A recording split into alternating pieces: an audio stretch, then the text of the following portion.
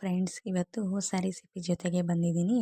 ಪಾಲಕ್ ರೈಸ್ನ ರೆಸಿಪಿನ ಯಾವ ರೀತಿ ಮಾಡೋದು ಅಂತೇಳಿ ತೋರಿಸ್ಕೊಡ್ತಾ ಇದ್ದೀನಿ.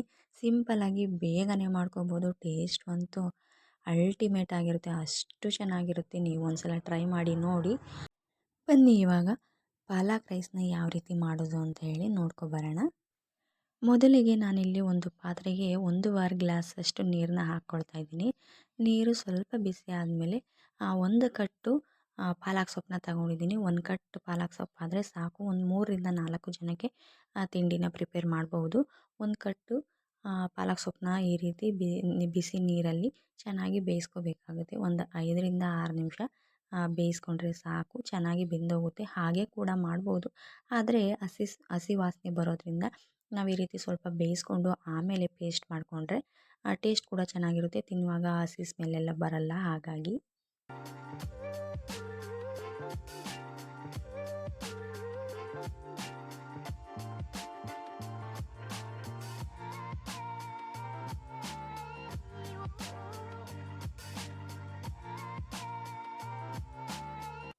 ನೋಡಿ, ಇವಾಗ ಚೆನ್ನಾಗಿ ಬೆಂದಿದೆ. ಒಂದು 5 ನಿಮಿಷ ಬೇಯಿಸ್ಕೊಂಡ್ರೆ ಸಾಕು, ಚೆನ್ನಾಗಿ ಬೆಂದೋಗ್ಬಿಡುತ್ತೆ. ನಂತರ ಅದನ್ನು ನೀರಿಂದ ತೆಗೆದು ಒಂದು ಪ್ಲೇಟ್ಗೆ ತಣ್ಣಗಾಗೋಕ್ಕೆ ಅಂತೇಳಿ ಇಡ್ತಾಯಿದ್ದೀನಿ.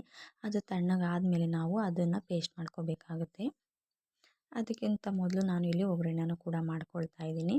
ಅದು ಸೊಪ್ಪು ತಣ್ಣಗಾಗೋಷ್ಟರಲ್ಲಿ ಇಲ್ಲಿ ಒಗ್ಗರಣೆ ಕೂಡ ಪ್ರಿಪೇರ್ ಆಗುತ್ತೆ. ಹಾಗಾಗಿ ಒಂದು ಬಾಣಲಿನ ಇಟ್ಬಿಟ್ಟು 3ರಿಂದ 4 ಟೇಬಲ್ ಸ್ಪೂನು ಎಣ್ಣೆನ ಹಾಕ್ಕೊಳ್ತಾ ಇದ್ದೀನಿ. ಎಣ್ಣೆ ಬಿಸಿ ಆದಮೇಲೆ ಒಂದು ಅರ್ಧ ಟೀ ಸ್ಪೂನಷ್ಟು ಸಾಸಿವೆನ ಹಾಕ್ಕೊಳ್ತಾ ಇದ್ದೀನಿ. ಸಾಸಿವೆ ಚಿಟಪಟ ಅಂದ ತಕ್ಷಣ ಅದಕ್ಕೆ ನಾನು ಒಂದು 3ರಿಂದ 4 ಲವಂಗನ ಹಾಕ್ಕೊಳ್ತಾ ಇದ್ದೀನಿ. ಅದ್ರ ಜೊತೆಗೆ ಮೆಣಸು ಕೂಡ ನೀವು ಹಾಕ್ಕೋಬಹುದು, ಆದರೆ ನಾನು ಮೆಣಸನ್ನ ಹಾಕ್ಕೊಳ್ತಾ ಇಲ್ಲ. ಹಾಗೆ 2 ಪಲಾವ್ ಎಲೆನ ಹಾಕ್ಕೊಳ್ತಾ ಇದ್ದೀನಿ. ಫ್ಲೇವರ್ಗೋಸ್ಕರ ಅಷ್ಟೇ ಪಲಾವ್ ಎಲೆನ ಹಾಕ್ಕೊಳ್ತಾ ಇದ್ದೀನಿ. ಈಗ ಒಂದು ದಪ್ಪ ಈರುಳ್ಳಿನ ಈ ರೀತಿ ಉದ್ದುದ್ದಾಗಿ ಕಟ್ ಮಾಡಿ ಹಾಕ್ಕೊಳ್ತಾ ಇದ್ದೀನಿ. ಈ ರೀತಿ ಹಾಕ್ಕೊಂಡ್ರೆ ಟೇಸ್ಟ್ ಚೆನ್ನಾಗಿರುತ್ತೆ. ಹಾಗಾಗಿ ಒಂದು ಈರುಳ್ಳಿನ ಉದ್ದುದ್ದ ಕಟ್ ಮಾಡಿ ಹಾಕ್ಕೊಂಡು ಚೆನ್ನಾಗಿ ಮಿಕ್ಸ್ ಮಾಡಿಕೊಂಡು ಫ್ರೈ ಮಾಡ್ಕೋಬೇಕಾಗುತ್ತೆ. ಅದ್ರ ಜೊತೆಗೆ ನಾನು ಸ್ವಲ್ಪ ಕರಿಬೇವನ್ನು ಕೂಡ ಸೇರಿಸ್ತಾ ಇದ್ದೀನಿ. ಕರಿಬೇವು ಹಸಿದಿದ್ದರೆ ತುಂಬ ಚೆನ್ನಾಗಿರುತ್ತೆ ಫ್ಲೇವರು. ಇದು ರೆಡಿ ಆಗೋ ಅಷ್ಟರಲ್ಲಿ ನಾನು ಈ ಕಡೆ ಮಿಕ್ಸಿ ಜಾರ್ಗೆ ಮತ್ತು ಪಾಲಕ್ ಸೊಪ್ಪನ್ನ ಬೇಯಿಸಿಟ್ಕೊಂಡಿದ್ನಲ್ವ, ನೋಡಿ ಇವಾಗ ತಣ್ಣಗಾಗಿದೆ.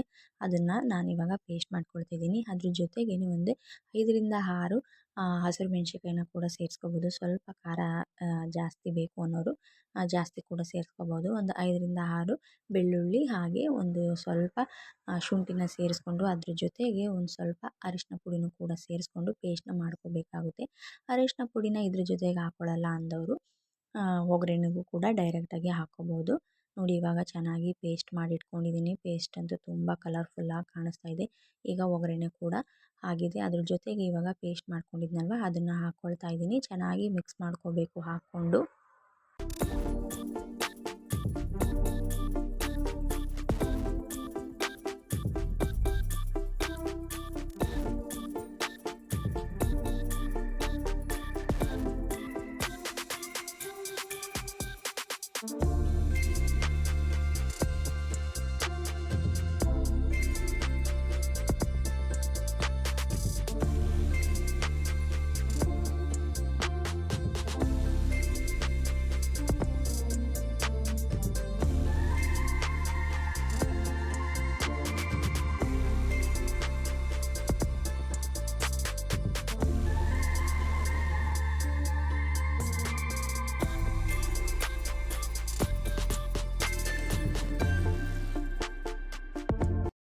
ಮಿಕ್ಸಿ ಜಾರ್ಗೆ 3ರಿಂದ 4 ಟೇಬಲ್ ಸ್ಪೂನಷ್ಟು ನೀರನ್ನ ಹಾಕ್ಕೊಂಡು ನಾನು ಅದನ್ನು ಕೂಡ ಸೇರಿಸ್ಕೊಂಡಿದ್ದೀನಿ. ನೀರನ್ನ ನೀವು ಹಾಕ್ಕೊಳ್ಳೋದಿದ್ರೆ ಹಾಕ್ಕೋಬೋದು, ಇಲ್ಲ ಸ್ಕಿಪ್ ಕೂಡ ಮಾಡ್ಬೋದು.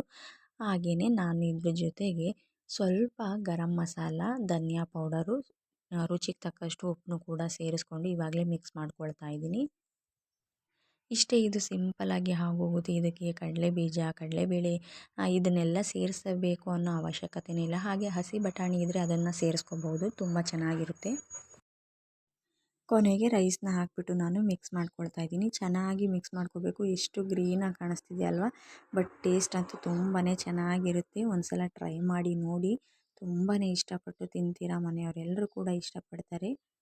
ಯಾವಾಗಲೂ ಒಂದೇ ಥರ ಚಿತ್ರಾನ್ನ ಪುಳಿಯೋಗರೆ ಇದನ್ನೇ ಮಾಡ್ತಾ ಇರ್ತೀವಲ್ಲ, ಆವಾಗ ಒಂದೊಂದು ಸಲ ಈ ರೀತಿ ಚೇಂಜಸ್ ಮಾಡಿ ನಾವು ಮನೆಯಲ್ಲಿ ಮಾಡಿಕೊಟ್ಟಾಗ ಮನೆಯವ್ರು ಕೂಡ ತುಂಬ ಇಷ್ಟಪಟ್ಟು ತಿಂತಾರೆ. ನೋಡಿ ಇವಾಗ ಕಂಪ್ಲೀಟಾಗಿ ನಾನು ನೀಟಾಗಿ ಮಿಕ್ಸ್ ಮಾಡ್ಕೊಂಡಿದ್ದೀನಿ.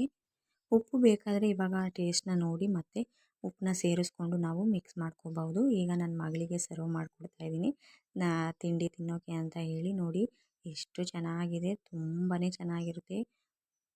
ಹಾಗೆಯೇ ತುಂಬ ಟೈಮ್ ಕೂಡ ಹಿಡಿಯೋಲ್ಲ, ತುಂಬಾ ಬೇಗ ಮಾಡ್ಕೊಬಿಡ್ಬೋದು.